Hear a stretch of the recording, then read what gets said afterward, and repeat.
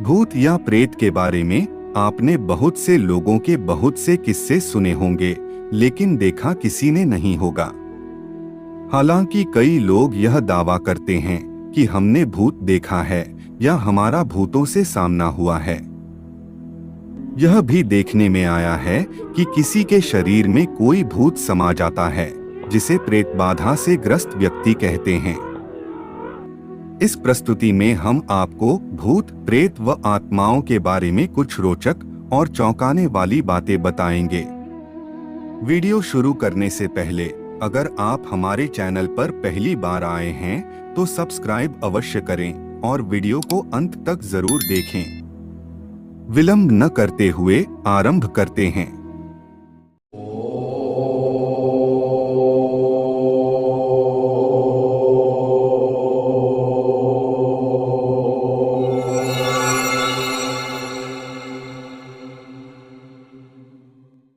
देश भर में ऐसे कई स्थान हैं जहां भूतों का साया होने का दावा किया जाता है। किसी जंगल में, पेड़ पर या किसी घर में भूतों के होने के किस्से आपको हर शहर या गांव के प्रत्येक मोहल्लों में सुनने को मिलेंगे। कहते हैं कि कई दिनों से खाली पड़े घर में भूतों का बसेरा हो जाता है। वास्तव में भूत कोई भी इंसान हो सकता है, बस फर्क यह होता है कि उसके पास अब वह शरीर नहीं होता जो हाड़ मांस का बना है। सर्वप्रथम हमें आत्मा के 3 स्वरूपों के बारे में जानना होगा। आत्मा के मुख्यतः 3 स्वरूप बताए गए हैं: जीवात्मा, प्रेतात्मा और सूक्ष्मात्मा। जो भौतिक शरीर में वास करती है उसे जीवात्मा कहते हैं। जब इस जीवात्मा का वासना और कामनामय शरीर में निवास होता है तब उसे प्रेतात्मा कहते हैं। और यह आत्मा जब सूक्ष्मतम शरीर में प्रवेश करती है तब उसे सूक्ष्मात्मा कहते हैं। जो व्यक्ति भूखा, प्यासा, संभोग सुख से विरक्त, राग, क्रोध, द्वेष, लोभ, वासना आदि इच्छाएं और भावनाएं लेकर मरता है, संभवतः वह भूत बनकर भटकता है। और जो व्यक्ति दुर्घटना, हत्या, आत्महत्या आदि यानी अकाल मृत्यु से मरते हैं वह भी भूत बनकर भटकते हैं। ऐसे व्यक्तियों की आत्मा को तृप्त करने के लिए श्राद्ध और तर्पण किया जाता है। जो लोग अपने स्वजनों और पितरों का श्राद्ध और तर्पण नहीं करते वे उन अतृप्त आत्माओं द्वारा परेशान होते हैं। वैसे वैज्ञानिक और आध्यात्मिक रूप से आत्मा के मूलतः 3 शरीर होते हैं। पहला स्थूल शरीर, दूसरा सूक्ष्म शरीर और तीसरा कारण शरीर।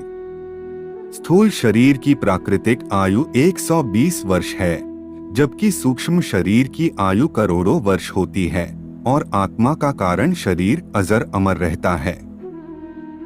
इस अवस्था में आत्मा बीज रूप में इन शरीरों के भीतर रहती है। जिस तरह से स्थूल शरीर की आयु योग व आयुर्वेद के माध्यम से बढ़ाई जा सकती है, उसी तरह सूक्ष्म शरीर जितना मजबूत और स्वस्थ होगा वह उतना शक्ति और सिद्धि संपन्न बन जाता है।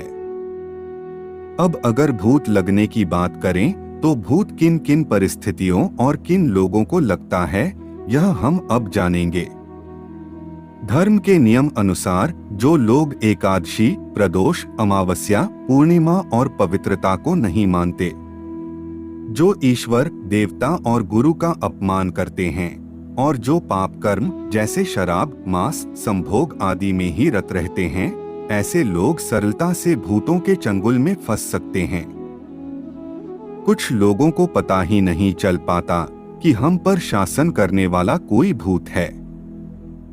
जिन लोगों की मानसिक शक्ति बहुत कमजोर होती है और जो हमेशा डरे डरे रहते हैं, उन पर ये भूत सीधे सीधे शासन करते हैं।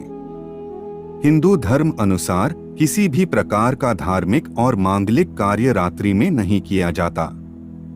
रात्रि के कर्म करने वाले भूत, पिशाच, राक्षस और प्रेत योनि के होते हैं। ज्योतिषानुसार कुंडली में राहु की विशेष स्थिति में भी भूत से कुछ लोग ग्रस्त हो जाते हैं। जैसे राहु यदि लग्न में या अष्टम भाव में होता है और उस पर अन्य क्रूर ग्रहों की दृष्टि है। ऐसी स्थिति में भूत के होने का उस व्यक्ति को एहसास होता रहता है। इसके अतिरिक्त जो राक्षसगण के लोग होते हैं, उन्हें भूत के होने का एहसास तुरंत ही हो जाता है।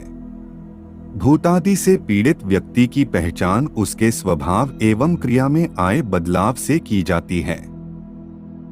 अलग अलग स्वभाव परिवर्तन के अनुसार पता किया जा सकता है कि वह व्यक्ति किस पीड़ा से पीड़ित है।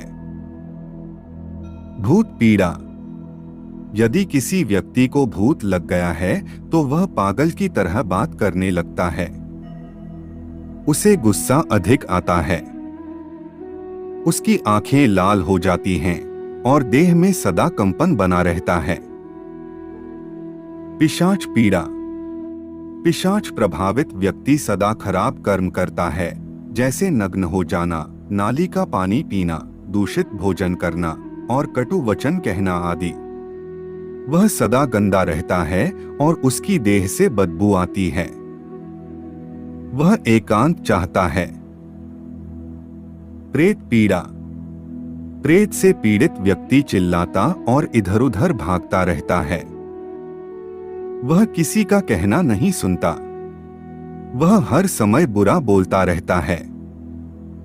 वह खाता पीता नहीं है और जोर जोर से श्वास लेता रहता है। शाकिनी पीड़ा।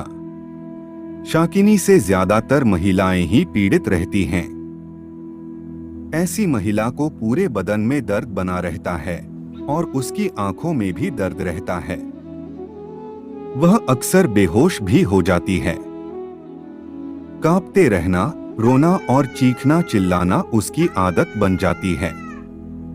आज की हमारी प्रस्तुति में इतना ही। अगर आपका कोई भी प्रश्न हो तो आप हमें कमेंट करके पूछ सकते हैं और हमारे चैनल को सब्सक्राइब अवश्य करें। मिलते हैं एक और ज्ञानवर्धक वीडियो के साथ। तब तक के लिए जय जय श्री राम।